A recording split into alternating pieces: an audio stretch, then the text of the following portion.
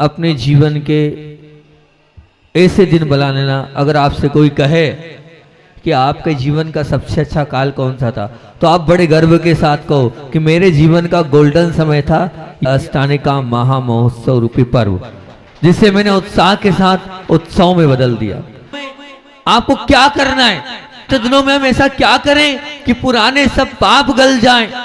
मैंने आपसे कहा था कि मैं तो प्रतिक्रमण कर लूंगा पूर्णिमा के दिन, चतुर्दशी के दिन, और अपने पाप धो लूंगा, लेकिन आचार्य भगवान कहते हैं कि श्रावकों को पूरे 4 महीने के पाप धोना हो, भक्ति भाव से सिद्ध चक्र विधान करना है। लेकिन कैसे करना है, किस प्रकार से करना है, आपके जीवन के कैसे आपको निकालना है, पूरे मनोभाव से आप इस प्रवचन को सुनना और जैसा मैं बोल रहा हूं वैसे बनने का प्रयास करना। ये 8 दिन ऐसे मेरे निकल जाए, ये मानना पूरे 4 महीने का स्वाह हो जाएगा, आपका पूरा का पूरा वो पाप सब कुछ स्वाह हो जाएगा। हो सके तो उन बिंदुओं को लिख लेना जो बिंदु आपको दे रहा हूं, हो सके तो अपने अपने मोबाइल पर रिकॉर्ड कर लेना जो बिंदु आपको मैं दे रहा हूं, और इसके हिसाब से पूरे 8 दिन के जीवन को जीना है। मेरा ये जीवन निश्चित रूप से एक तपस्वी का जीवन बन जाना चाहिए। 8 दिन मेरे जीवन में वैराग्य का बीजारोपण हो जाना चाहिए। वैराग्य कहते किसे, बोलते किसे वैराग्य? तो आचार्य भगवान बोलते हैं व्यक्ति, वस्तु, स्त्री आए और चले जाए, तुम्हें फर्क नहीं पड़ना चाहिए, तुम अलिप्त रहो, यह है वैराग्य। किसी को छोड़कर वैराग्य नहीं है। वैराग्य का संबंध त्याग से कम समझ से ज्यादा है। ये छोड़ दिया, वो छोड़ दिया, ये नहीं खाना, वो नहीं खाना, ऐसा करना वैराग्य नहीं है। वैराग्य तो क्या है? वैराग्य का अर्थ है जागरण, वैराग्य का अर्थ है संबंध समझ से। वैराग्य अर्थात वो आग जो महल में भी खंडर को देख ले। वैराग्य अर्थात वो आग जो महल में भी खंडर को देख ले। वैराग्य अर्थात जो अंदर की गंदगी को और कचरा के प्रति विद्रोह कर दे, जो अनावश्यक है, जो पाप का बोध ला दे, जो पश्चाताप ला दे, वो कहलाता है वैराग्य। जो दुख और पीड़ा को सहन करने की सामर्थ्य दे, वो है वैराग्य।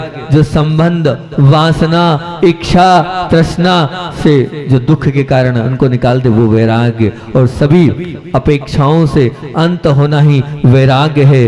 परिपूर्ण जागरण, संपूर्ण जागरण अर्थात वही सच्चा वैराग्य है। तो आज आपको मैं 8 दिन के लिए सच्चा तपस्वी बनाना चाहता हूं। ये मेरा प्रवचन अष्टानिका के पहले फिक्स है। इन बिंदुओं को बहुत मेहनत से तैयार किया था 52 गजा के उन वीरान जंगलों में बैठकर। वो तपस्वी बनने के वो 20 बिंदु आपको मैं दे रहा हूं, जो कि अंतस से निकले हुए 20 बिंदु हैं। वो आपको तो कैसे आप तपस्वी बन सकते हो? आपको इन 8 दिनों में क्या करना है? प्रतिदिन इन 8 दिनों में आपको ये भावना बहाना है कि स्नेह की पुष्पों की वर्षा हो रही है। स्नेह की पुष्पों की वर्षा हो रही है। ये वर्षा किस पर हो रही है? सब पर हो रही है। एक सपना बना लेना, एक जुनून बना लेना। क्या हो रही है? स्नेह के पुष्पों की वर्षा हो रही है। किस पे हो रही है? सभी पर हो रही है। एक सपना, एक जुनून आपका बन जाना चाहिए इन 8 दिनों में। पहली बात। दूसरी बात क्या बोल रहा हूं? मात्र एक ही जुनून हो, एक ही सपना हो, मेरे सिर्फ भगवान, उसके अलावा मेरा कोई भी नहीं। क्या सपना बनाना है? मेरे सिर्फ भगवान, मेरे भगवान के अलावा इन 8 दिनों में आपको किसी को अपना नहीं मानना है। ना माता को, ना पिता को, ना पत्नी को, ना बच्चे को। ये 8 दिन आप कैसे निकलेंगे कि मेरे कौन है? मेरे सिर्फ भगवान है, भगवान के अलावा मेरा कोई नहीं है। ऐसे ही आपसे कोई पूछे तो ये 8 दिन में यही आपको अंदर से अंतस से अपन वचन निकलना चाहिए कि मेरा कौन? मेरे भगवान। यही जुनून हो। तीसरा, तपस्या अर्थात दीप जल जाने चाहिए। निरंतर मिलन हो रहा है, और मिलन किससे हो रहा है? निरंतर मिलन किससे हो रहा है? मुझे मात्र प्रभु से मिलन हो रहा है। इसके अलावा इन 8 दिनों मुझे किसी से नहीं मिलना है। किससे मिलना है? तीन लोक के नाथ उन प्रभु से मुझे मिलना है। ये जुनून, ये सपना आपको बनाना है। पहली बात, स्नेह की पुष्प की वर्षा हो रही। दूसरी बात, मेरे कोई नहीं है, मेरा कौन है इन 8 दिनों में मेरे से, बाकी तो पूरे साल भर आपका कोई ना कोई रह जाए, लेकिन इन 8 दिनों में कौन रहेंगे? आपके भगवान। और फिर उसके बाद भगवान आपके हैं तो निश्चित रूप से इन 8 दिनों में ये बोलना, मुझे निरंतर मेरा मिलन हो रहा है। किससे मिलन हो रहा है? तो भगवान से मेरा मिलन हो रहा है। ये तीसरी बात। चौथी बात, तपस्वी अर्थात ध्यान रखना क्या होना है, मैं भगवान के और गुरु के हृदय तक कर बैठ रहा हूं।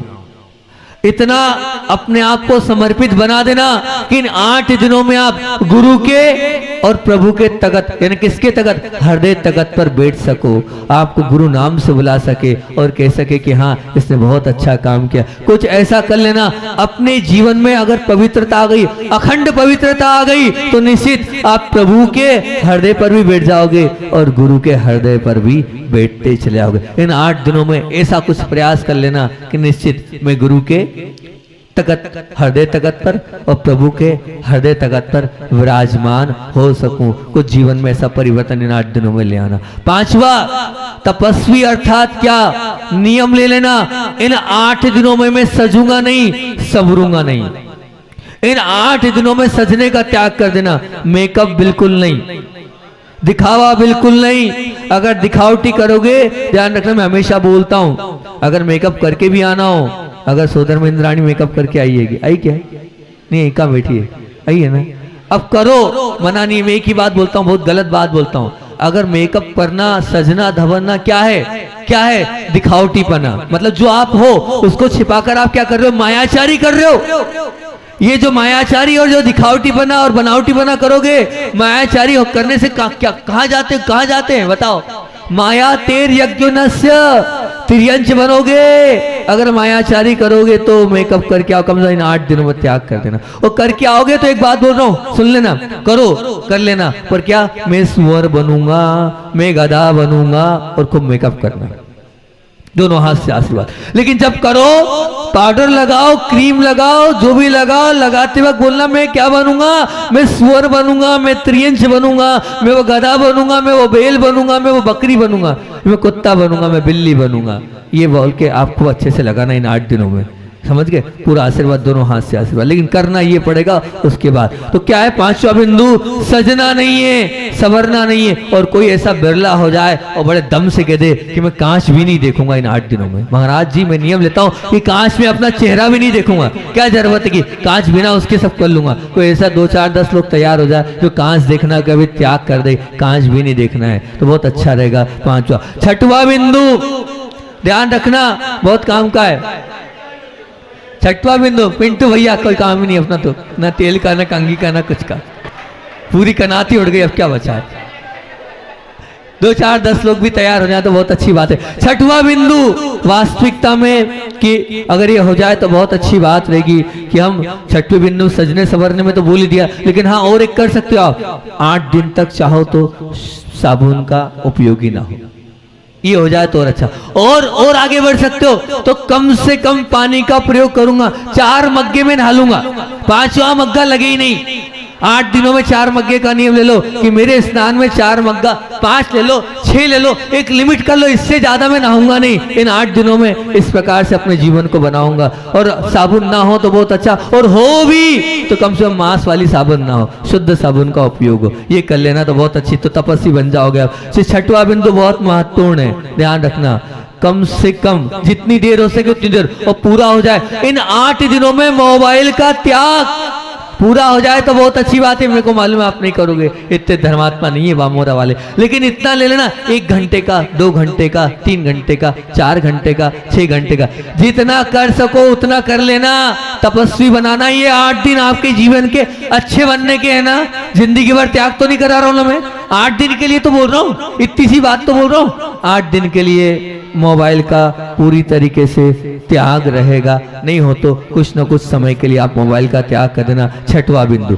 7वां बिंदु, व्यक्त से अव्यक्त की ओर आना है, और व्यक्त से अव्यक्त की ओर आना है तो क्या करना है? थोड़ी बहुत देर के लिए, जितना हो जाए उतना मौन ले लेना है। आधा घंटा, 1 घंटा, 20 मिनट, 25 मिनट, अगर नहीं हो तो 10 मिनट के लिए ले लेना, लेकिन मेरी बात मत टालना। ये मेरी बात 20 दिन, ये 20 बातें जो बोल रहा हूं मत टालना, बताओ गुरु के सच्चे भक्त हो तो एक एक बात रोज होनी चाहिए, एक भी बार छूटना चाहिए। हर बार में सोचना, एक एक मिनट ही सोच लेना ये इन चीजों को, तो मान लूंगा बहुत अच्छा हो गया। तो क्या करना है, हमें मौन रहना है। जितनी देर आप रह सकते हो उतनी देर आपको अपने जीवन में मौन के साथ रहना है। ये 7वां बिंदु हो गया। 8वां बिंदु, तपस्या। तपस्वी अर्थात मेरे जीवन में जो जो आएंगे मेरे और भगवान के बीच में उसको छोड़ता जाऊंगा। मेरे और भगवान के बीच में जो आएगा कोई नहीं आएगा, मैं और भगवान, उसके अलावा और कोई नहीं। सिर्फ भगवान और मेरे अलावा जो बीच में आएगा मैं सबको छोड़ दूंगा। मुझे किसी से कोई मतलब नहीं रखना है। मुझे इन 8 दिनों में वास्तविकता में सच्चे रूप से अपने पापों को धोना है, जो मैंने पूर्व में किए, जिंदगी भर में किए, पूर्व में 4 महीने में किए। तो मैं और भगवान, उसके अलावा जो आएगा उसको हटाता चला जाऊंगा। 9वां बिंदु, तपस्या अर्थात क्या करना, एक का बनना है। एक का बनना है मतलब एक के लिए समर्पित होना है। एक के लिए समर्पित होना मतलब अपने आप को सिर्फ एक ही जगह लगाना है, एक ही के समर्पित होना है। अब वो जिसके लिए समर्पित होना है, देव, शास्त्र और गुरु, इन्हीं के चरणों के लिए मुझे इन 8 दिन के लिए समर्पित होना है। इसके अलावा कहीं कोई भी किसी तरह से भी कोई किंतु परंतु नहीं। किसके लिए होना है, तो बस एक के लिए समर्पित होना है, एक के लिए बनना है। एक ही आपके हृदय में हो जाएगा तो बहुत अच्छी बात है। 10वां बिंदु, तपस्या अर्थात एकाग्रता का होना, फोकस का होना। मैं विधान करूंगा, हंसी मजाक के साथ नहीं करूंगा। ध्यान रखना, नियम ले लेना। मैं जितनी देर तक यह विधान करूंगा, मैं त्याग करता हूं, घर गृहस्थी की कोई बात नहीं करूंगा, किसी प्रकार की कोई, क्योंकि ये मंत्रों वाला विधान है। ये जिंदगी भर क्या यहाँ बैठ कर पाप ही कमाऊंगा मैं? नहीं, मुझे पाप नहीं कमाना। इन 8 दिनों में पूरे जागरूकता के साथ, एक फोकस के साथ मुझे विधान करना है। इन 8 दिनों में कम से कम यहाँ आकर तो मैं विकथा नहीं करूंगा। सब तरह की कोई भी हो, चाहे राज कथा हो, चाहे चोर कथा हो, चाहे स्त्री कथा हो, चाहे बाहर की कोई बात नहीं, बात होगी तो सिर्फ देव शास्त्र गुरु की बात होगी इस परिसर में। इसका मैं नियम लेता हूं, पूरा ध्यान रखूंगा। इस विधान के पूरे परिसर में मैं सिर्फ देव शास्त्र गुरु के अलावा किसी की बात नहीं, फोकस होके करूंगा। एक एक अर्घ को स्वाहा बोलूंगा, मेरे मुख से स्वाहा निकलना चाहिए। ध्यान रखना, अगर स्वाहा नहीं निकलेगा तो कोई मतलब नहीं है। नहीं तो हमारे महाराज जी बोलते थे, संदान सागर जी बोले, जो स्वाहा बोलता है उसके जीवन में आहा नहीं होती है, उसके जीवन में आहा नहीं होती है। तो आहा पर कर मरना नहीं है, तो अभी स्वाहा स्वाहा कर लेना। आहा के मरना नहीं है तो अभी अच्छे से भक्ति भाव से स्वाहा स्वाहा कर लेना। तो प्रत्येक अर्घ में फोकस होकर स्वाहा करते आप चलेंगे। ये अगली बात। 10वीं बात क्या है, 11वीं बात कौन सी है कि एक रस स्थिति। एक रस स्थिति मतलब जो मिलेगा उसे स्वीकार कर लूंगा। मुझे वहां बैठने की जगह मिल रही तो वहां, मुझे पीछे जगह मिल रही तो मुझे पीछे, मुझे फल मिल गया तो ठीक, अर्घ मिल गया तो ठीक, पुष्प मिल गया ठीक, जो मिला सो ठीक मिला। मैं मानूंगा मेरे पुण्य से मिला है, उसको मैं स्वीकार करते चलूंगा। मुझे क्यों यहाँ क्यों बिठाया, मुझे वहां क्यों बिठाया, मुझे ऐसा क्यों किया जा रहा है? अरे विधान करने आए हो, भक्ति करने आए, आराधना करने आए और उसी में तुमने यहाँ वहां करने लगा। नहीं, एक रस स्थिति मतलब जो मिलेगा उसको स्वीकार करूंगा। कल का क्या प्रवचन था मेरा, कोई ने बताया ही नहीं। कल मैंने पूछा, कल का बड़ा महत्वपूर्ण, कल करूंगा उसका आगे का प्रवचन, जो परिवार पर प्रवचन चल रहा है। क्या प्रवचन था? फैमिली के ए पर, भूल गए सब। Accept everyone nature, accept everyone nature, ये कल का बिंदु था।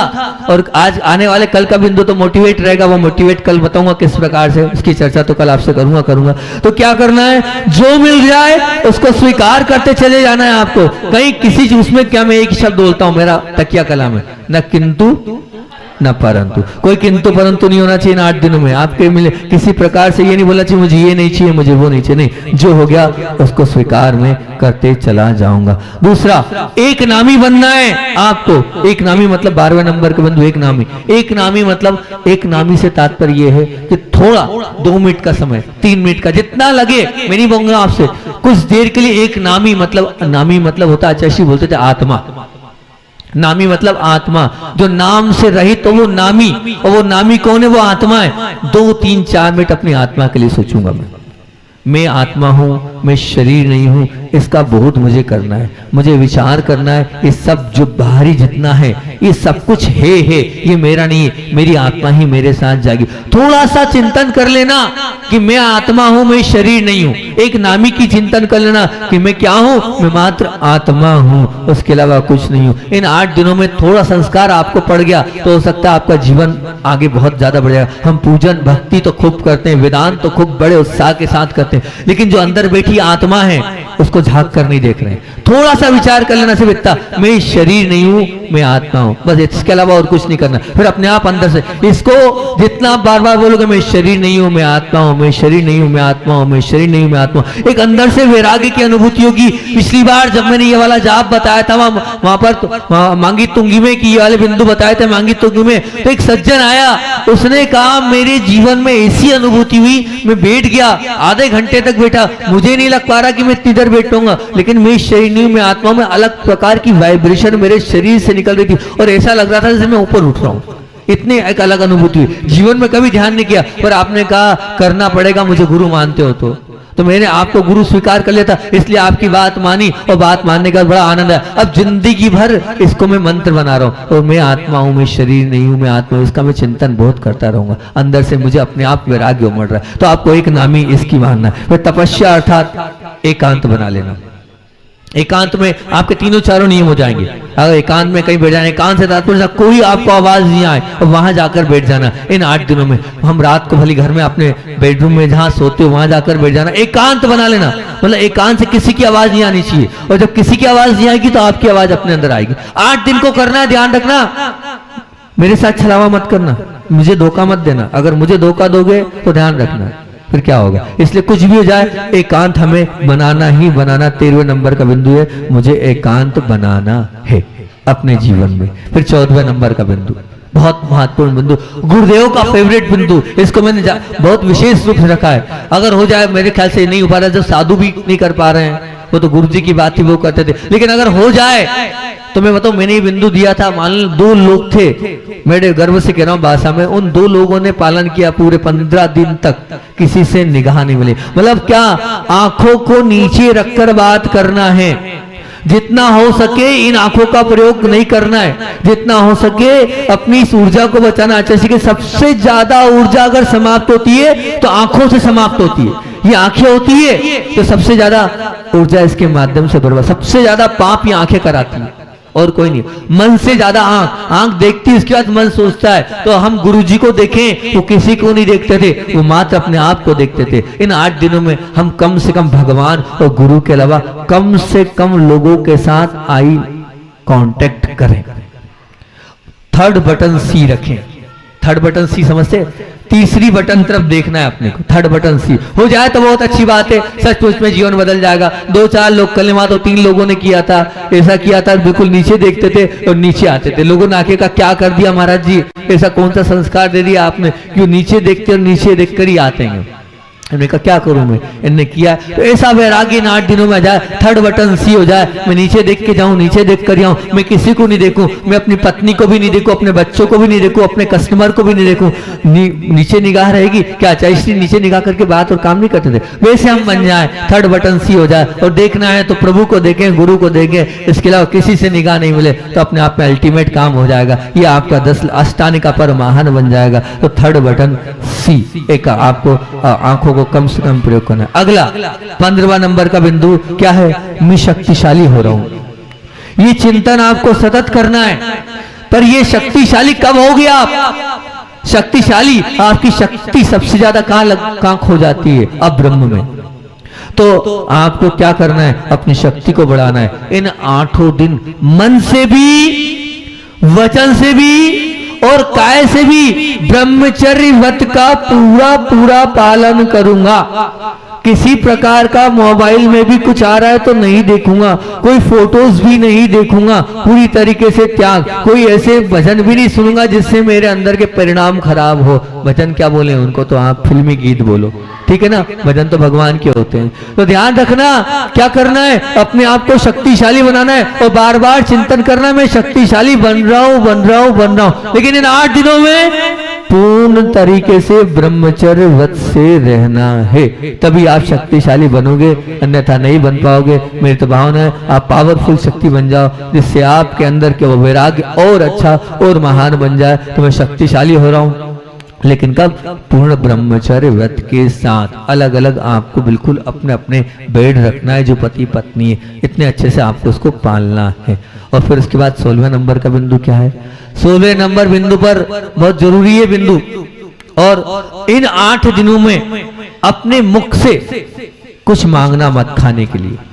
मुझे ये बना के दे दो, मुझे वो बना के दे दो, कोई भी मांग मत करना। ये जीवन साधु जीवन जैसा कर लेना, जो आएगा वो लूंगा, कुछ भी बोलूंगा नहीं, ये बना के दो 8 दिनों में, वो बना के दो 8 दिनों में। अरे 8 दिन की तो बात है, कौन जिंदगी भर के लिए आपसे बोल रहा हूँ, जिंदगी भर के लिए बोल रहा हूँ क्या? 8 दिन क्या नहीं बोल सकते? देखो महाराज आपके आते के बोलते क्या, ला वो दे दो, थाली में रहता है चाहिए, उसके बाद भी आप नहीं देते हो, ऐसी कंडीशन हो जाती है। अनुकूल है पर वहां रखा है और आप नहीं दे रहे हो, चला ही नहीं रहे हो, एक गिलास चला उधर उधर हो गया, खत्म कहानी। कोई आया वो चला गया। तो आप विचार करो, जैसे महाराज जी कर रहे हैं, मांगते नहीं है, 8 दिन में कुछ नहीं मांगूंगा। अगर बिना नमक का होगा तब भी नहीं कहूंगा कि नमक है कि नहीं है, बिना बूरे का होगा तो मैं नहीं कहूंगा दूध में बूरा है कि नहीं है, गर्म होगा तो, ठंडा होगा तो, जैसा होगा तो, जितना होगा तो, लेकिन मैं ये खाऊं बात तो करना ही नहीं है। और ये खाऊं के साथ साथ ध्यान रखना, ये पहनूं ये भी नहीं करना है, मुझे ये पहनना है, मुझे वो पहनना, ये भी नहीं करना। ना खाना ना पहनना, पहनने की भी कोई जीत नहीं और खाने की भी कोई जीत नहीं। और कोई ऐसा बिरला एकाध तैयार हो जाए और कह दे कि मैं तो इन 8 दिनों में धोती दुपट्टे में ही रहूंगा, मैं तो इन 8 दिनों में हथकरघे के वस्त्रों के साथ ही अपने जीवन को पूरे 8 दिन निकालूंगा, तो वह अति उत्कृष्ट हो जाएगा। उसको तो मैं बाद में सम्मानित भी कर दूंगा, क्योंकि इन्होंने 8 दिन तक वस्त्र हथकरघा के वस्त्र के साथ ही रहे और साथ साथ में ये नहीं पहनूं, मतलब क्या, चप्पल नहीं पहनना 8 दिन तक। किसी प्रकार का अपने चप्पल का त्याग कर देना कि हम 8 दिन तक चप्पल का त्याग करते हैं। कर मान लो किसी कंडीशन बाहर जाना पड़े और लो क्लास में व्यवहारिकता में पहनना पड़े तो बात की बात, लेकिन अपन इन 8 दिनों में हम क्या कर रहे हैं, ये पहनू का नियम खत्म, जो भी होगा सादा सिंपल तड़क भड़क वाला नहीं पहनूंगा, और ये खाऊं इसका भी नियम, ये वो ऐसा वैसा कोई खाने की बात मुझे नहीं करनी, नशा उतार देना है 8 दिन के लिए। सिर्फ हो जाएगा नहीं होगा, बोलो तो हो जाएगा।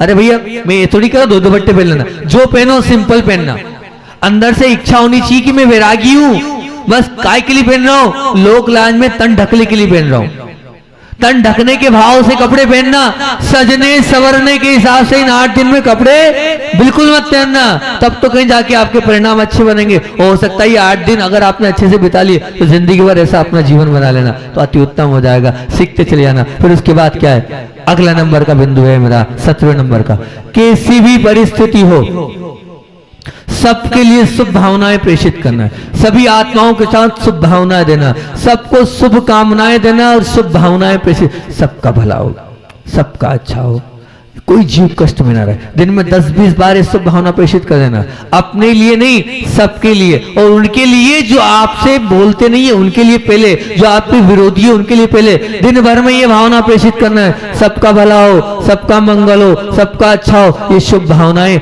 आपको प्रेषित करना, करते चलना है। ये आज ये ध्यान रखना, 8 दिन में मैं सबके प्रति शुभ भावनाओं को प्रेषित करती हूँ, सभी आत्माओं का कल्याण हो, सभी आत्माओं जो है अपने दुख और क्लेश उनका दूर होता चला है। ये आपको 17वें नंबर पर इस भावना को पूरी जागृति के साथ करना है।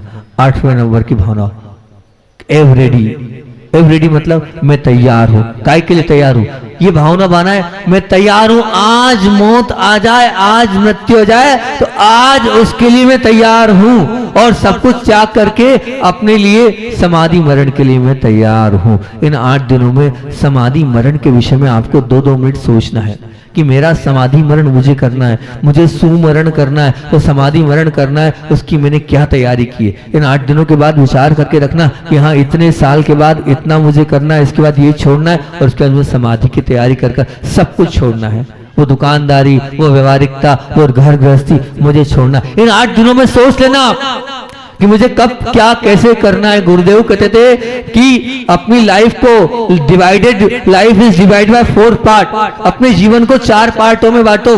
4 पार्ट से मतलब क्या है? बचपन निकल गया, युवावस्था आ गई, युवावस्था के बाद परिवार को संभाल लिया, अब वृद्धावस्था का मैं क्या करूंगा, कैसे अपने जीवन को बिताऊंगा। अंत समय के लिए सोच लेना और सोचकर अपने जीवन की तैयारी कर लेना कि इतने समय में, इतने समय के बाद ये मैं त्याग करता चला जाऊंगा, तो निश्चित मान लेना कि आपका जीवन बहुत महान और उत्कृष्ट बनता चला जाएगा। एक एक नियम को लिख लेना, बाद में इसमें भी मिल जाएगा, कर लेना, लेकिन करना 8 दिन मेरे हिसाब से जीवन जी लेना। जिंदगी भर तो आप आपके हिसाब से जियो, लेकिन ये मैंने इतनी मेहनत से आप लोगों के बीच में बिंदु दे रहा हूँ, मेहनत है, इन बिंदुओं को करते चलना।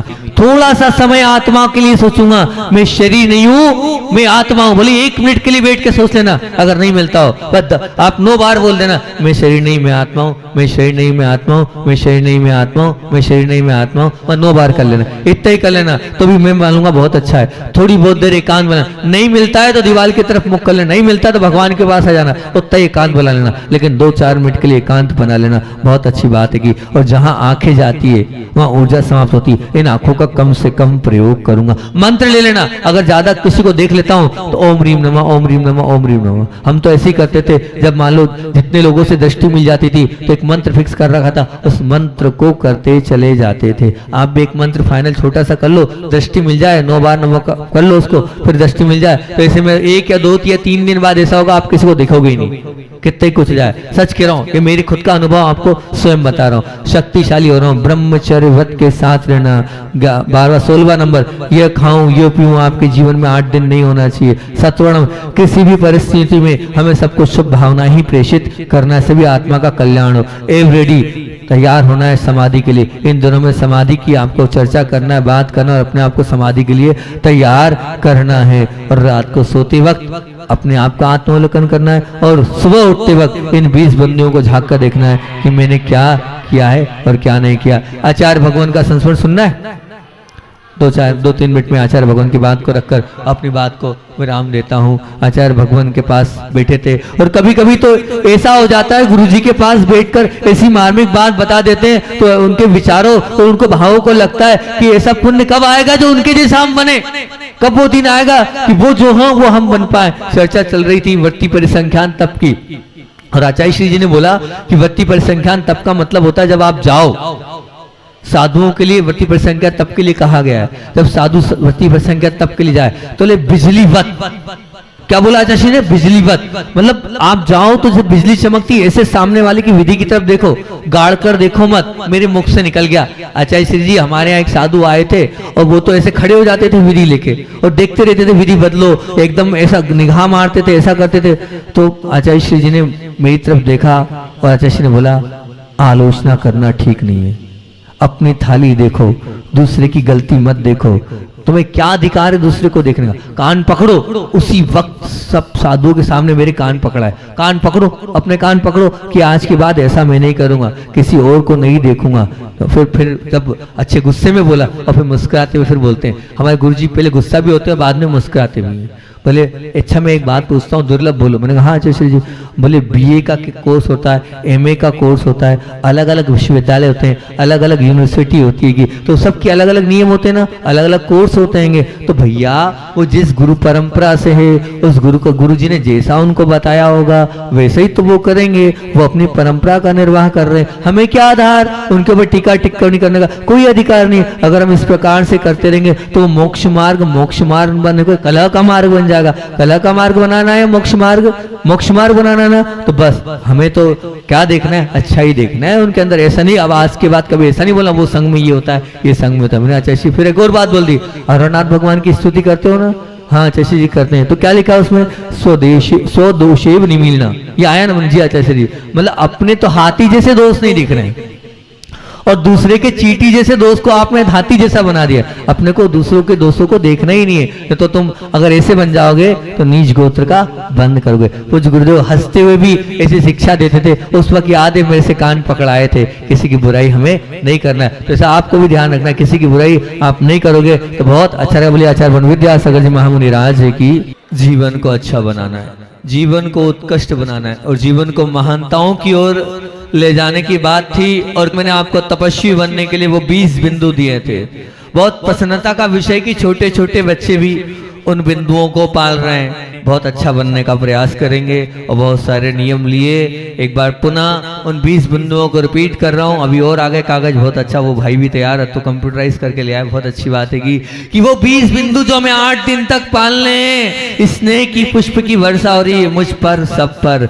मेरे भगवान एक ही जब निरंतर मिलन हो रहा है भगवान का और मेरा, और भगवान के गुरु के हृदय तख्त पर मुझे बैठना है, ठीक है ना। और अगली बात बोली थी, सजना नहीं है, संवरना नहीं है, और क्या कम से पानी का हम करना। छोटी सी बच्ची ने भी लिया है कि हम क्या चप्पल नहीं पहनेंगे, हम मोबाइल नहीं चलाएंगे, मौन रहना है। और फिर ये बोला है कि मेरे जीवन में किसको किनारा करना है, मेरे और भगवान के बीच में जो आएगा सबको एक तरफ कर दूंगा। 8 दिन में और भगवान के अलावा और कुछ नहीं है। और मैंने बोला था सिर्फ एक का बनना है, अब जिसका बनना है देव शास्त्र गुरु का ही बनना है। और फिर उसके बाद बोला था कि फोकस, समर्पित, फोकस होकर करना। एक एक अर्घ को बहुत भाव से चढ़ाना, बहुत पुण्य से मिला है ये महान अवसर, इसको खोना मत, हंसी मजाक में है खेखे में मत लगाना। पूरे मनोभाव के साथ एक एक अर्घ आपके चढ़ जाना चाहिए। एक रस स्थिति जो मिल जाएगा उसको ग्रहण करूंगा। एक नामी थोड़ी बहुत देर तक के लिए आत्मा के साथ भी अपने आप को बनाऊंगा और एकांत में तो 5 मिनट बैठ जाऊंगा और अपना चिंतन कर लूंगा। आंखों का बहुत ध्यान रखूंगा। कल सोनू भैया सामने वाले आए थे, क्या कर दिया हमारे घर में, हमसे देख की बात नहीं कर रहे, हमारे बच्चे बड़े भी नहीं कर रहे हैं। बहुत अच्छी बात है कि देव शास्त्र गुरु के अलावा हमें किसी को देखना ही नहीं है। 8 दिन में ये हो जाएगा, मैं शक्तिशाली हो रहा हूँ, पूर्ण ब्रह्मचर्य के साथ रहूंगा। ये खाऊं ये पहनूं, मैं इन 8 दिनों में नहीं करूंगा। सब परिस्थितियों में शुभ भावनाओं को प्रेषित करते चलूंगा। रेडी, आज ही अगर मेरी मौत आए तो मैं तैयार हूं समाधि मरण के लिए। और रात को सोते वक्त इन 20 बिंदुओं का चिंतन करूंगा और उठते समय इन 20 बिंदुओं को फिर से रिपीट करूंगा कि मुझे आज मेरा जीवन ऐसे बिताना है। ये आप लोगों से मैंने बात करी थी, कल होना चाहिए प्रतिदिन। रोज तो इसका मेडिटेशन कराता था मैं डेली, अगर हुआ तो बाद में, अब सुबह तो बंद हो गया, शाम को तो करा दिया था, लेकिन इतने सारे लोग नहीं है। अगर रहा और आपकी अनुकूलता रही, या तो विधान के बाद या बीच में, देखिए आप प्रवचन बाद 5 मिनट इन 20 बिंदुओं को रिवाइज करा दूंगा मेडिटेशन के माध्यम से। बड़ा आनंद आएगा। ये 20 बिंदु जो हम करेंगे तो एक अलग दुनिया में आप पहुंच जाओगे। आप लोगों की अनुकूलता होगी तो करा दूंगा। अभी तो बात कर रहा हूं मैं आपसे काय की, जो अपनी प्रवचन श्रृंखला चल रही है बेस्ट फैमिली। बेस्ट फैमिली की चर्चा आप लोगों के बीच में मैं कर रहा हूं। क्या वो बेस्ट फैमिली होती हैगी? और बेस्ट फैमिली का बी बोल रहा था क्या? बैलेंस यूर माइंड, मन को संतुलित करो। ई बोल रहा था एक्सप्रेस यूर फीलिंग, अपनी भावनाओं को अभिव्यक्त करो।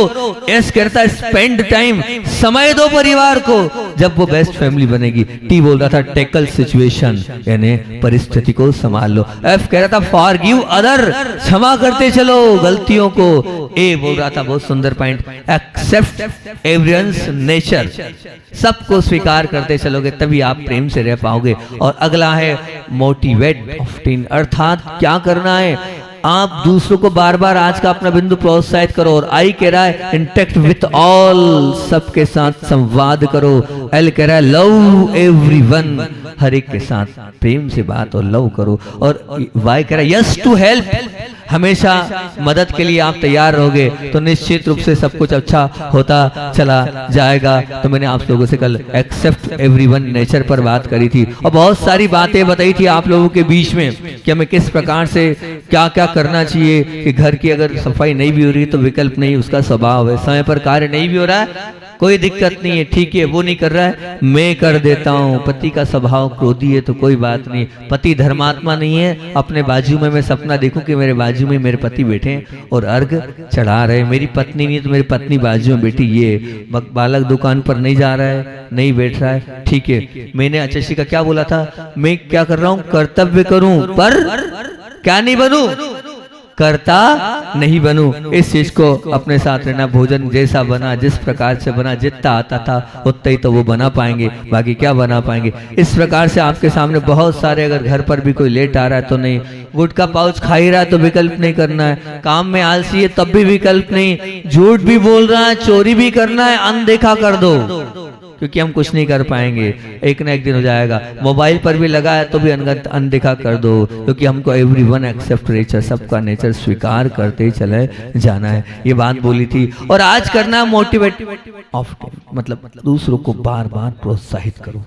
दूसरों को बार बार प्रोत्साहित का मतलब यही है कि बीज को जमीन में वपित कर देने से, बांध में माली यदि उसमें बार बार पानी अगर नहीं डालेगा, उसमें अगर लापरवाही कर बरतेगा तो क्या होगा, वो बीज जो में पड़ी एक बहुत विराट बनने की क्षमता है, संभावना है, वो सदा के लिए बीज खो देगा। कुछ ऐसा ही हम लोगों के बीच में और हमारे परिवार में कई बहुत सारे मामलों में होता है। परिवार का कोई भी सदस्य किसी भी क्षेत्र में अगर आगे बढ़ रहा है और सम्यक पुरुषार्थ कर रहा है, और आपको उसके सम्यक पुरुषार्थ के लिए उस समय पर निश्चित रूप से उसकी पीठ ठोकना चाहिए। बहुत बढ़िया, बहुत अच्छा। लेकिन होता है ये नहीं करते, उसे आगे बढ़ने के लिए प्रोत्साहित करना ही पड़ेगा, तब वो आगे बढ़ पाएगा। इस विषय में हमेशा अधिकतर हर परिवार में उपेक्षित व्यवहार दर्शाया जाता है, इस विषय में लापरवाही होती है, इस विषय में अवमानना की जाती है, क्योंकि परिणाम ये होता है कि परिवार का वो सदस्य हताश हो जाता है, निराश हो जाता है, उसके पुरुषार्थ में वो पूर्ण विराम लगा देता है। सिर्फ कारण क्या, आपकी वजह से, क्योंकि आप पीठ नहीं ठोकते हैं। दुख वर्तमान काल में इस बात का है कि प्रोत्साहन जो होता है वो पुरुषार्थ लक्ष्य बन गया है बजाय परिणाम लक्ष्य के। क्या हुआ महाराज जी, क्या बोल रहे हो आप, कठिन बात बोल दी। मैं कठिन नहीं बोल रहा हूं, अगर पुरुषार्थ में यदि सफलता मिलती है तो आप क्या देते हो, प्रोत्साहन देते हो, और पुरुषार्थ के बाद भी अगर सामने वाला सफल नहीं होता है, निष्फल हो रहा है, तो फिर आप क्या करते हो, तिरस्कार करते हो। तो ये क्या है, आप पुरुषार्थ लक्ष्य नहीं है, आप परिणाम लक्ष्य है। क्या बोला मैंने, आप पुरुषार्थ लक्ष्य नहीं है, आप क्या है, परिणाम। अगर परिणाम मिलेगा तो प्रोत्साहन दोगे, और परिणाम नहीं मिला तो प्रोत्साहन नहीं दोगे, गलत बात। उसकी जितनी क्षमता थी उसने पुरुषार्थ तो किया, उस जो पुरुषार्थ किया है उस पर तो पीठ ठोको। क्या उसने मेहनत करी, जैसी करी, जिस प्रकार से करी, लेकिन करी तो सही मेहनत। उस मेहनत पर आपका बिल्कुल निश्चित रूप से अधिकार बनता है, और देना भी चाहिए आपको प्रोत्साहन स्वरूप में कि बहुत अच्छा, बहुत बढ़िया। ध्यान रखना, पूज्य गुरुदेव हमेशा हम लोगों को प्रोत्साहन देते थे।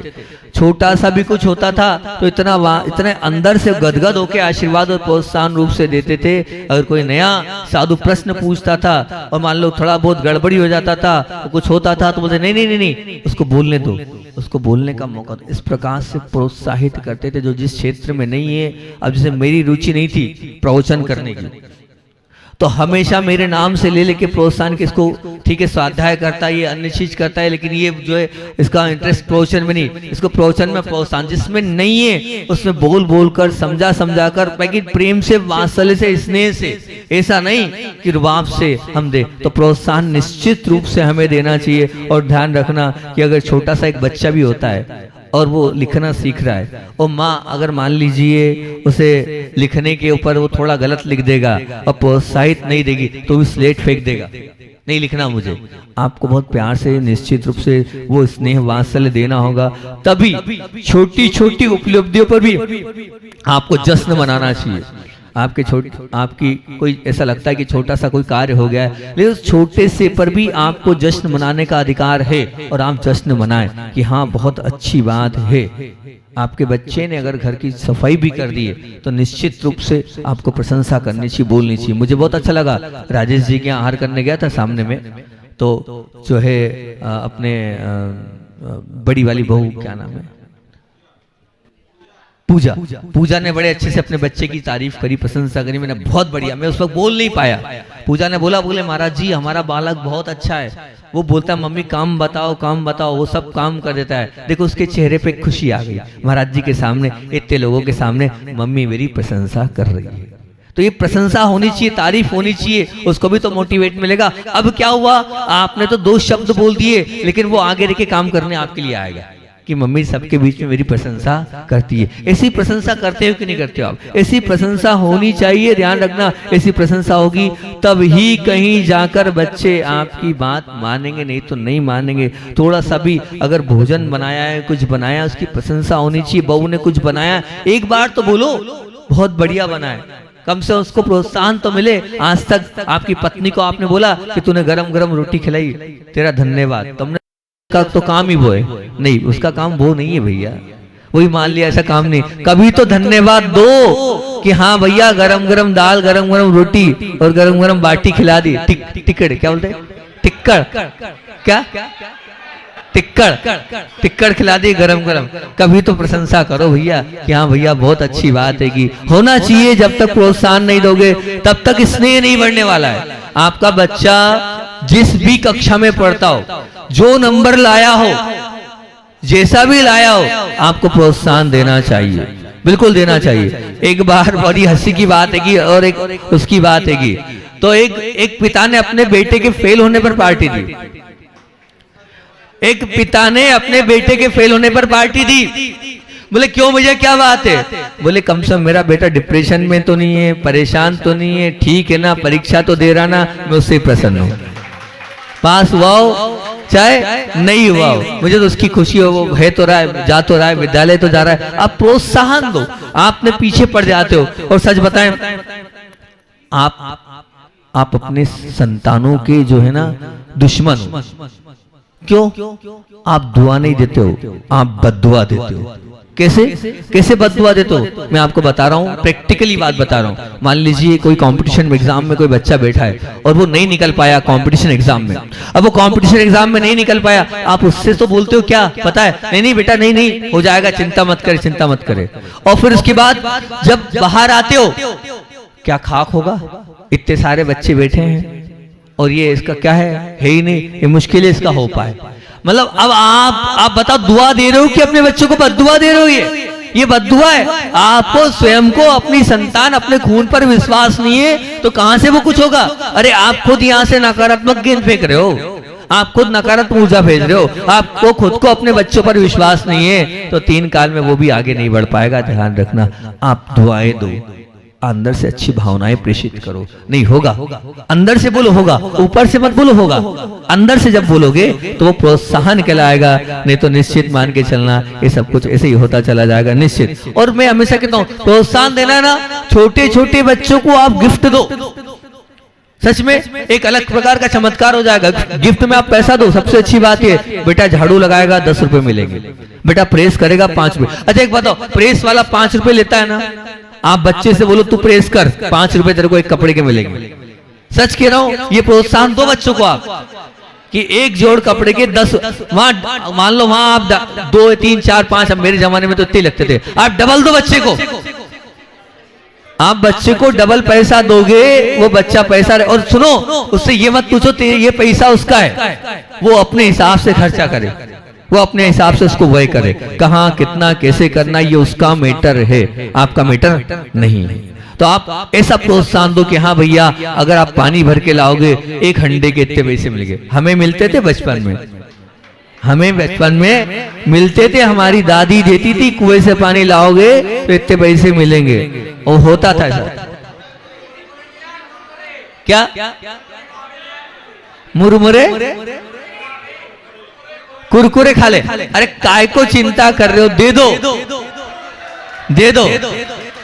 आज नहीं कल हमसे जुड़े हैं तो सब ठीक हो जाएंगे। वो देखो छोटी छोटी बच्चे हुए ना, बाहर का त्याग किया ना, आपने किसी ने नियम नहीं लिया, इन बच्चों ने तो लिया ना नियम, ठीक है ना, लेंगे। आप उनको छोड़ दो, ज्यादा विकल्प नहीं करो, और उनको बता दो कि ये उसके बाद खाए तो खाए। निश्चित मान के चलना, आप क्या अगर झाड़ू लगाता है, पोछा लगाता है, अगर आपकी बालिका पोछा लगा देती है, आपका अगर बच्चा प्रेस कर लेता है, इस छोटे छोटे काम में, और भी कोई ऐसा काम है जो घर का करने योग्य काम है, उस कार्य में आप कुछ ना कुछ दोगे तो निश्चित रूप से वो आएगा ही आएगा। अगर पास भी हो जाए तो आपको बिल्कुल उसको विश करना चाहिए। मेरिट लिस्ट में आए तब नहीं, पास भी हो जाए तब भी करना चाहिए। हमारी नानी जब हम घर में थे तब भी हम पास भी जाती तो गिफ्ट देती थी, हमें बोलती थी। और हम बताएं, अन्यथा मत लेना, जब भी पास होते थे तो एक रंजीत होटल है, वहां पार्टी होती थी। और पार्टी के पैसे हमारी नानी देती थी, बेटा लेके जा। तो ये आपको हम बता रहे हैं, इतना पूरा वो इस प्रकार से वात्सल्य स्नेह, वो शिक्षिका थी तो इस प्रकार से, तो ऐसा दो आप दोगे तब कहीं जाके वो आपकी बात मानेंगे, नहीं तो नहीं मानने वाले आपके ही बच्चे। पैसा दो, गिफ्ट दो, आपको लगता है कोई सामान दो आप कि ये वाला सामान हम देंगे, ये आप करके बताओ, तो उनके अंदर एक रुचि होगी, प्रोत्साहन मिलेगा, मुझे ये चाहिए, मुझे करना है, बहुत अच्छी बात होगी। और तो और आप दान देने के लिए उसको पैसा दो, प्रतिदिन दो, बेटा दान देना है, प्रोत्साहन सिखाओ कि अपने जेब से निकाल के दो कि ये तुम्हें करना ही है। आज उसके अंदर ये प्रोत्साहन दान का आएगा तो कल आगे रह के वो दान देगा, निश्चित ये मान के चलना। पर आपके अंदर ये संस्कार ही नहीं, आप चाहते ही नहीं हो। बिल्कुल, अगर अभिषेक करता है तो प्रोत्साहन दो, पाठशाला जाता है तो गिफ्ट दो। क्यों नहीं दे रहे हो आप गिफ्ट पाठशाला जाने पर? पाठशाला का गिफ्ट नहीं, आपका गिफ्ट चाहिए। पाठशाला वालों का गिफ्ट नहीं, आप दो कि हम देंगे आपको गिफ्ट, हम देंगे आपको कुछ ना कुछ, पर पाठशाला जाओ, ऐसा प्रोत्साहन होगा तो निश्चित रूप से ये दो बेटा, तुम दादी के पैर दबाओगे, 10 मिनट पैर दबाओगे, 10 रुपए मिलेंगे। ऐसा करो तो सही कि तुम अगर माँ के पैर दबाओगे, तुम दादाजी के पैर दबाओगे, इतने मिलेंगे। तुम चरण छुओगे तो ये मिलेगा, इधर चरण छू, पैसा दो उसको, उसके अंदर विनय की आदत डालो आप। हर बार चरण छूने की, अरे क्या जाएगा, साल भर में 2-5 हजार का खर्चा होगा ना, इससे ज्यादा खर्चा नहीं होगा। 2-5 हजार में आप अपने बच्चों को विनयवान बना लोगे, संस्कारवान बना लोगे। बहू अगर पैर छूती है तो 50 का 100 का दे दो, रोज निकाल के दोगे तो बहू दीवानी रहेगी। कितना लगता है, कितना रहेगा? 50 रुपए रोज दोगे हर बार बहू को, तो बहू क्या करेगी? वाह भैया 50 मिले, बहुत अच्छी बात है, आएगी आपके, आप चरण छूने की सुने, ये निश्चित मान के चलना। हाँ, आप मान के चलना। अब वो छोटे छोटे बच्चे आते हैं, चलो कितनी सासुएं जो ये नियम ले रही है, चरण छुएगी बहू, कम से कम 50 का नोट देंगे। है 10-20 सासू है ले रही नियम, एक सासू ने नियम ले लिया, और 2 सासू और 3, अरे वाह पारस की धर्म, कहाँ है पारस की धर्म पत्नी है पारस, बहुत बढ़िया। 3 बढ़िया, हमारी टिंकल अपने किट्टू की दादी 4, बहुत बढ़िया। 5, कम से कम 50 देना, जितना ज्यादा हो बहुत बढ़िया। हाँ, और 6, 7, 8 बहुत बढ़िया, 9 बहुत अच्छा, 10, 11 बहुत बढ़िया, 12, 13 बहुत अच्छा। और जितनी बहुएं हैं 50-50 लेना और बड़े बाबा के यहाँ डालना। ध्यान रखना, जब तक बड़े बाबा का मंदिर नहीं बन जाता है, पैसे यहाँ वहां मत लगाना, बड़े बाबा को डालना। और बच्चों तुम लोग भी काम करना, प्रेस करना, झाड़ू लगाना, पोछा लगाना, पानी भरना, सफाई करना, सब करना, और पैसे इकट्ठे करना और कहाँ डालना। हमारा काम अपने आप होता चला जाएगा तो सही सचमुच में बहुत अच्छा वो माहौल बन जाएगा। ये प्रोत्साहन देना चाहिए, अगर ये प्रोत्साहन होता चला जाएगा तो बहुत अच्छी बात है कि यहाँ सेवा कर रहा है, ये पाठशाला जा रहा है, ये तो होना चाहिए। और कम से कम इतना नहीं हो तो इतना तो कर सकते हो, मुस्कुराहट दे दो, कम से कम एक मुस्कुराहट भर के पीठ थपथपा दो। नहीं कंजूस हो, पैसे दे सकते हो तो ये तो कर सकते हो ना, बहुत अच्छा बेटा, बहुत बढ़िया किया, ठीक है। पीठ ठोकी कभी अपनी बहू की, अपने बच्चों की, अपनी बहू की, के अपने पोतों की, पोती की, हाँ भैया बहुत अच्छा किया, बहुत बढ़िया बात है, जितना ज्यादा करते हो हाँ बहुत अच्छी बात है। यही प्रोत्साहन है, इसी प्रोत्साहन के माध्यम से आपस का प्रेम बढ़ता है।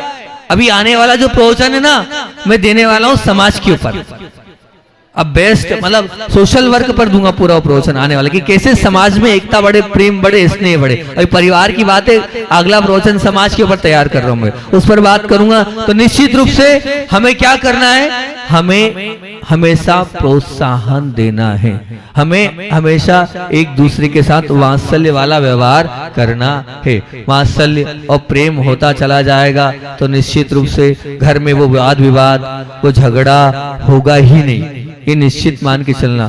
जब ये एक उनको मैंने नियम दिया तो उन्होंने नियम दिया था कि जितने पौधे हैं हर पौधे में, उनका बगीचा था उतने, ये प्रवचन किया था मैंने बच्चों के ऊपर, उसमें यहाँ उठा के ले आया इस पॉइंट को, मैं पूरा प्रवचन हुआ था भाम देवी में, तो बच्चों के ऊपर संस्कार पर प्रवचन किया था।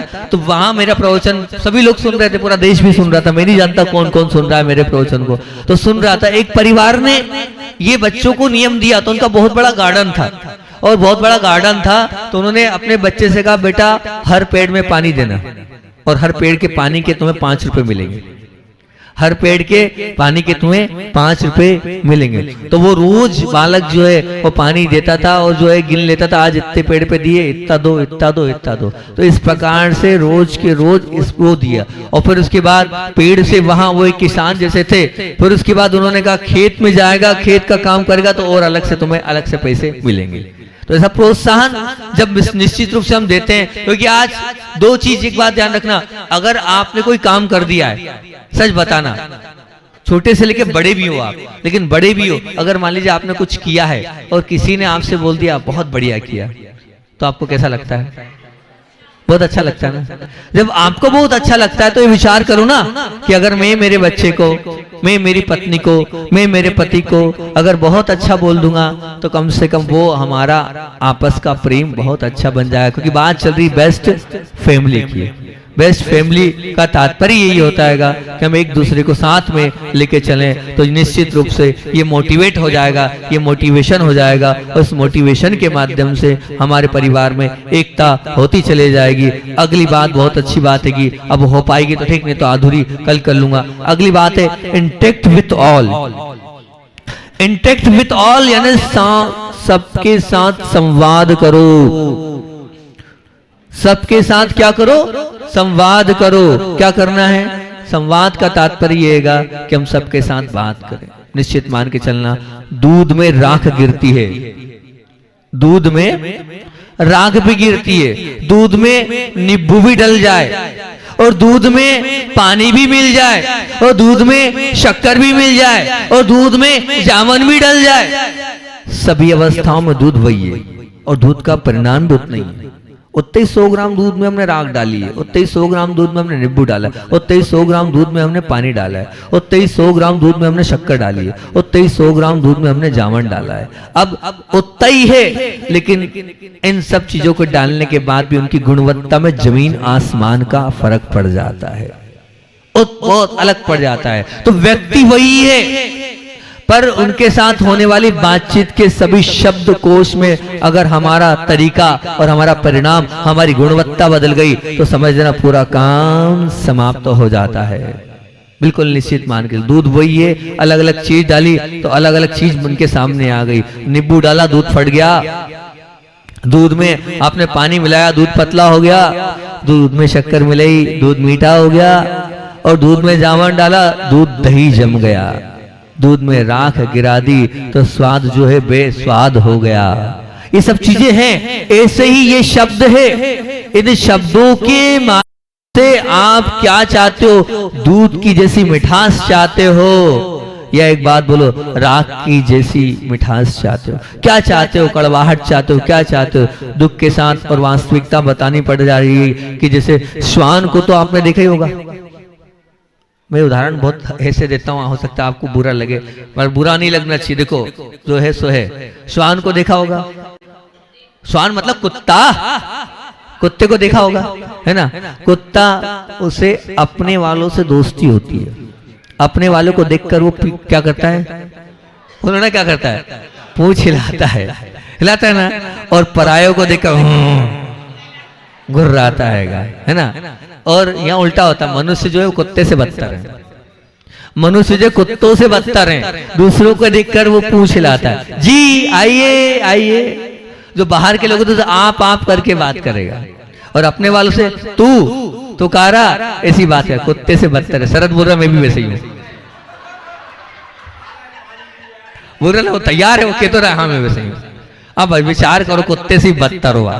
वो कुत्ता कितना अच्छा, उसका कितना अच्छा गुण है कि जहां रह रहा है, वहां जिसका नमक खा रहा है, वहां नमक हलाली नहीं कर रहा है, उसको देखकर वो पूंछ हिला रहा है। और आप क्या कर रहे हो? जिनकी साथ रह रहे हो उनको देखो खुखार रहे हो, आंख दिखा रहे हो, आंख लाल कर रहे हो। तो ये तो कम से कम नहीं होना चाहिए। जिनके साथ हम रह रहे हैं उनके साथ तो हमें समझना चाहिए। उस कुत्ते के गुण को आप ले लो, तो वफादार बन जाओ, तो बहुत अच्छी बात है। कि मैं हमेशा बोलता हूँ कि पता है, बुरा मत मानना कि अपने जो है, अपने से तात्पर्य जो है, अपने वालों के साथ तो हमारा अच्छा व्यवहार नहीं होता है, लेकिन जो दूर के होते हैं उनके साथ हमारा व्यवहार बहुत अच्छा होता है। परिणाम क्या होता है? ये होता ये कि जब हम जब जो है जब भी अपने वालों से संवाद कम होता है तो विवाद ज्यादा बढ़ जाता है। संवाद कम होता है तो निश्चित मान के चलना विवाद और बढ़ता चल जाएगा। सद्भावना कम होगी तो दुर्भावना और बढ़ती चली जाएगी। निश्चित मान के चलना, हम जब बात नहीं करते तो दुनिया और टूटती चली जाती है। परिवार में फिर साथ में रिश्तों में शक्कर की मिठास और दही जमाने का एहसास होने की बजाय नींबू की वो खटास आती है। वो नींबू की खटास आने का सिर्फ और सिर्फ एक ही कारण है, और वो है उसका परिणाम। और उसका दुष्परिणाम क्या है? आपस में संवाद नहीं होना, आपस में बातचीत नहीं होना, आपस में एक दूसरे के साथ बुरे मान गए, महीनों महीनों बात नहीं करते। मैंने देखा महीनों महीनों आपस में चर्चा नहीं होती है, तो होता ये कि और ज्यादा दूरियां बढ़ती चली जाती है। हम कहते हैं लड़ो भिड़ो, लेकिन कम से कम बात बंद मत करो। तो इसलिए सबके साथ संवाद करो, इंटैक्ट विथ ऑल। हमारा संवाद कभी बंद नहीं होना चाहिए। एक नियम ले लो आज, महाराज जी चाहे जो हो जाए, जैसा हो जाए, जिस प्रकार से हो जाए, हम बात बंद 3 काल में भी नहीं करेंगे। बिल्कुल बात बंद नहीं करेंगे।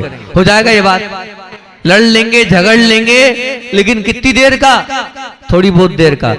और अगर एक ही बात बोलूं, सबसे अच्छी बात, रात गई बस, रात गई बात गई करना है हमें, और कुछ नहीं करना है। रात चले जाए और बात चले जाए तो निश्चित मान के चलना बहुत अच्छा हो जाएगा। परिवार के साथ संवाद होना चाहिए, क्योंकि आपस में नहीं बोलेंगे तो मिसअंडरस्टैंडिंग और दुनिया बढ़ती चलेगी। और एक परिवार में अगर इस प्रकार से होता चला जाएगा और कहानी अपनी बिगड़ती चली जाएगी। इस बात को अभी और बहुत अच्छे से रखना है। Intact with all, accept everyone nature.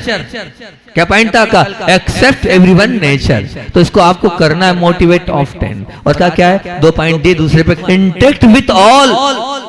क्या हुआ इसका मतलब ये वह सबके साथ संवाद करना है हमें। आजकल के बच्चे अंग्रेजी ज्यादा जानते हैं, इसलिए अपने प्रवचन में थोड़ा थोड़ा अंग्रेजी देने लगा। आती तो नहीं है, लेकिन प्रयास कर रहा हूँ आप लोगों के बीच में थोड़ी थोड़ी अंग्रेजी बोलने का। अब आगे आपके सामने आचार्य भगवान की बात आपके सामने रख रहा हूँ। बहुत अच्छी बात, कर्म कांड की क्लास चल रही थी बहुत पहले, इस चीज को मैंने लिखा। आचार्य श्री जी से चर्चा चल रही, समय समय पर वो ऐसा बताते हैं, उनकी उन महानता को नापने के लिए ऐसा कोई यंत्र नहीं है कि पूज्य गुरुदेव की वो जीती जाती निष्प्रह वृत्ति की मूर्ति, वो इस प्रकार का उनके अंदर निरीहता है, निर्लेपता है, उसको देखकर लगता है क्या है गुरुदेव और क्या पुण्य के हम उनके शिष्य हैं। चर्चा चल रही थी और चर्चा चलते चलते आचार्य भगवान ने बताया कि मैंने जब लिखना प्रारंभ किया आचार्य ज्ञान सागर जी के आशीर्वाद से, तो जम्बू चारित्र को लिखा।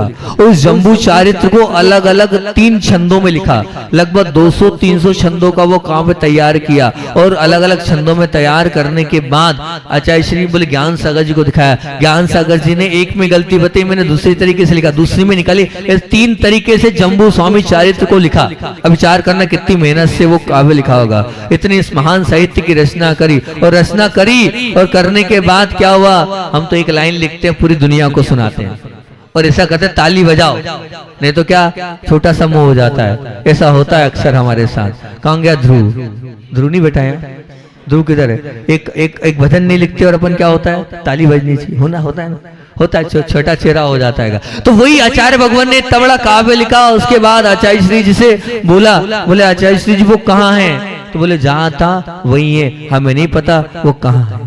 अब बचाओ कैसी नहीं रही था, शायद कोई ले गया था। वो जम्बू स्वामी चारित्र आचार्य ने लिखा और चला गया, उनको कोई मालूम। प्रारंभिक अजमेर की उस समय की बात है। 50 निकाय की गाथाओं का अनुवाद उन्होंने प्रत्येक गाथा का करा। उसके बाद वो कहाँ चले गई पता नहीं, किधर गए। ऐसी निष्प्रहता वाली भावना की मैंने कुछ लिखा है, और लिखने के बाद भी कहाँ जा रहा है, कहाँ गया, हमें नहीं मालूम। ऐसी नहीं रहता, ऐसी निष्प्रहता और ऐसा वैराग, ऐसा समता भाव हमारे पास भी आ जाए कि हम भी कुछ लिखें, कुछ करें, तो उसमें हमारा भी किसी प्रकार से स्वामित्व ना हो। मैंने लिखा, अपने समय का सदुपयोग किया, जो गया सो गया। बोलिए आचार्य विद्या सागर जी महामुनि राज।